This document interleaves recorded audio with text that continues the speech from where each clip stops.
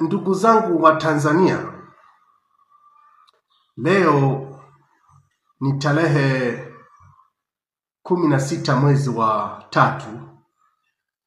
Ni siku moja kabla ya kutangaziwa taifa kwamba ndugu yetu, kiongozi wetu John Pombe Magufuli ameondoka duniani. Na ilikuwa ni siku tarehe 17 mwezi wa 3 ambao maadhimisho yake ni kesho.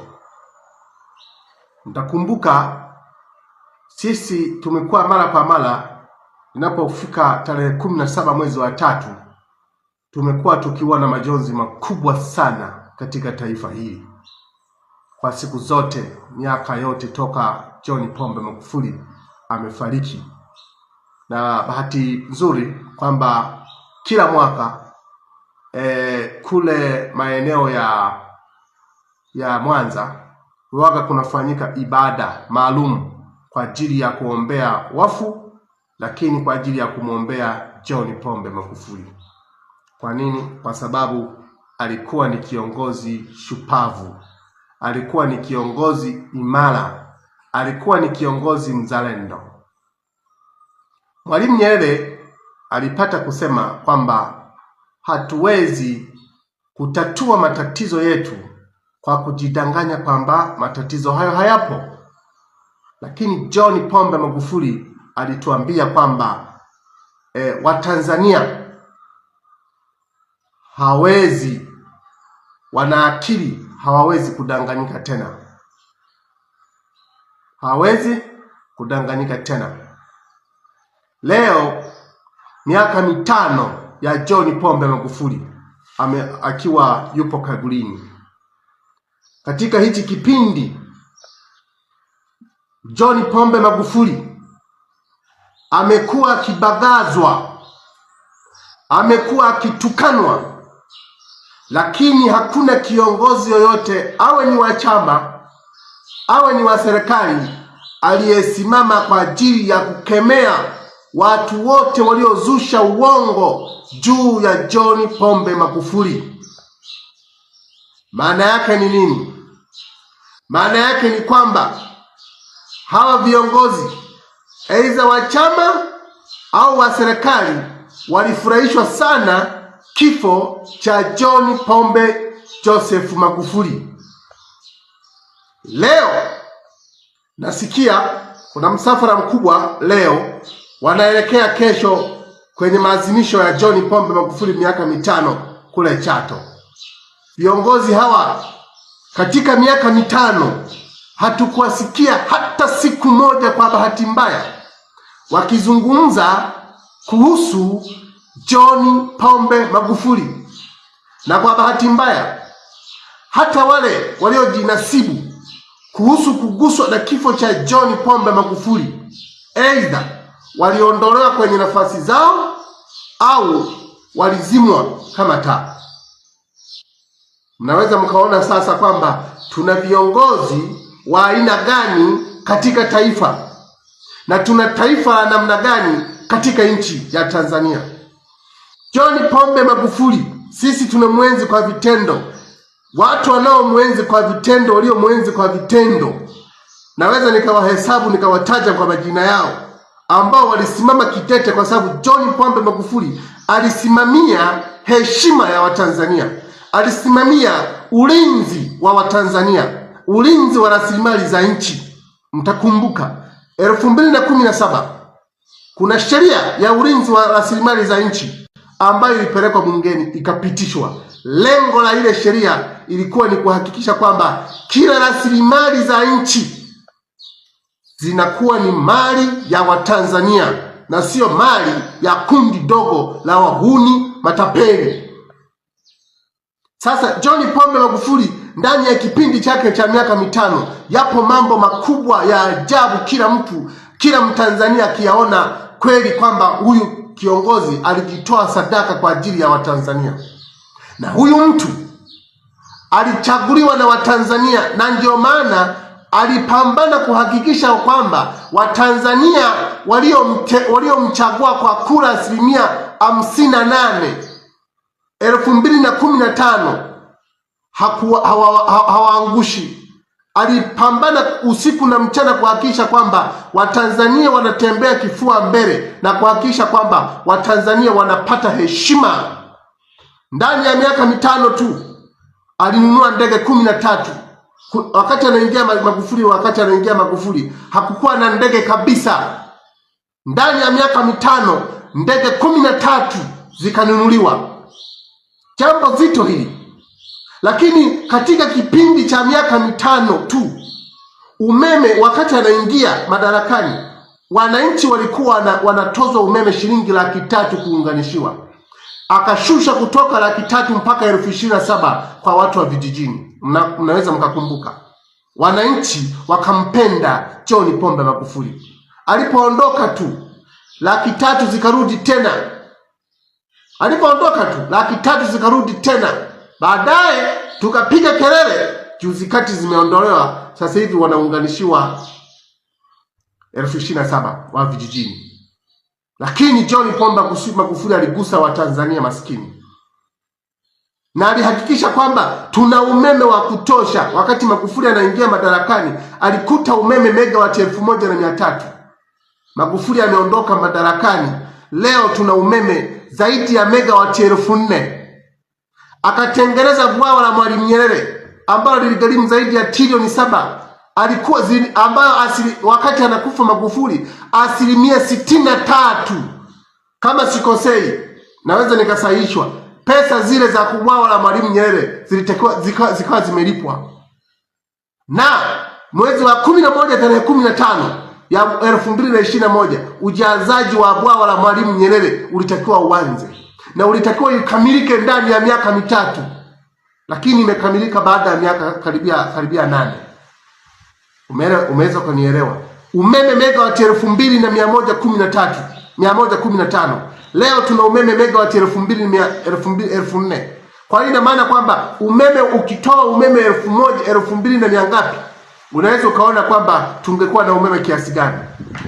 John Pombe Magufuli, kiongozi wa Tanzania, alipigania taifa.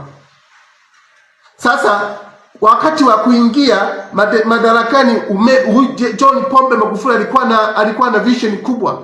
Akajenga SGR. Mnakumbuka wananchi? Barabara zilijengwa, flyover zilijengwa, SGR ikajengwa. Na watu wakati unajenga bwawa la Mwalimu Nyerere, kuna viongozi wa bunge, ndani ya bunge walimpinga. Tena wa chama cha CCM walimpinga kwamba huko anaenda kuharibu mazingira. Leo tunazalisha umeme megawati 2,115. Alikuwa na lengo la kuhakikisha kwamba wananchi tuwe na umeme wa chini, ili kusudi wananchi wazalishe, wawe na viwanda ambao watazalisha kwa bei ya chini, ili maisha ya Watanzania yawe rahisi. Huyu alikuwa ni kiongozi wa wazalendo, alikuwa ni kiongozi wa masikini, kwa sababu alilenga zaidi kuinua masikini kutoka kwenye umasikini wao na kuwapaisha wawe ni matajiri katika nchi. Huyu alikuwa ni kiongozi na sio mtawala. Na ndio maana ukisoma Mithali 29 mstari wa 2 inasema hivi kwamba wenye haki akiwa na amri watu hufurahi, bali waovu watawalapo watu huugua. Ni kweli. Kwani leo watu wanaishi kama digidigi na kwa hofu kubwa katika nchi. Kwa sababu gani? Kwa sababu wenye haki hayupo tena, bali waovu waliotawala. Ndio maana wanaweza kufanya mambo kama haya. Una hofu hata kutaka kutoa mawazo yako, una hofu kwamba leo sidhani kama nitabakizwa. Umeelewa vizuri? Lakini huyu mtu alikuwa ni kinara. Alihakikisha kwamba madaraja ya mfano kama Kigongo Busisi, Kigongo Busisi, daraja la Tanzanite, madaraja kibao yalijengwa, flyover zilijengwa. Lengo lilikuwa ni kuhakikisha kwamba anasisimua Watanzania kusudi wapate nini? Wapate heshima, waone matunda ya uhuru, matunda ya rasilimali za nchi. akazuia makinikia. Mnakumbuka lengo alipozuia makinikia yale ilikuwa ni kuhakikisha kwamba kwa sababu tunaibiwa sana yale makinikia yale, kontena zaidi ya 70 nafikiri 270. Yani ni kwamba yale makontena yalikuwa yanabeba aina 15 za madini, lakini inayoandikwa pale ni aina moja tu, dhahabu, lakini kuna aina 15 za madini katika yale makinikia. Magufuli ameondoka leo, makinikia yanasombwa kama upepo, yanasombwa tu, yani kwa sababu ni nchi, imekuwa ni nchi sasa ya nandi. Nakumbuka kuna kundi linaloitwa, watu walisema linaloitwa wa mtandao. Kiongozi wao alitumia zaidi ya dakika 30 wakati wa kifo cha Magufuli, mazishi, kujitetea kwamba mimi sikuhusika kuhusu Magufuli, sikumhujumu. Lakini tuliwaona wale watu wake walikuwa wanamhujumu kipindi kile, wakati John Pombe Magufuli akiwa anaongoza taifa hili. Kwani hatujui? Na ndio maana Polepole alituambia kwamba hawa watu walimuua John Pombe Magufuli, na kila Mtanzania alijua kwamba John Pombe Magufuli ameuawa, kwa sababu kitendo tu cha kutokupewa taarifa kwamba John Pombe Magufuli anaumwa ilikuwa ni siri. Nani aliyekuwa na siri? Alafu mbaya zaidi, watu hawa hawana wema. Unaweza ukatumika kwa ajili ya kumuumiza mwenzio, halafu baadaye wakijua kwamba utatoa siri watakuua wewe. Sijajua kama mnanielewa.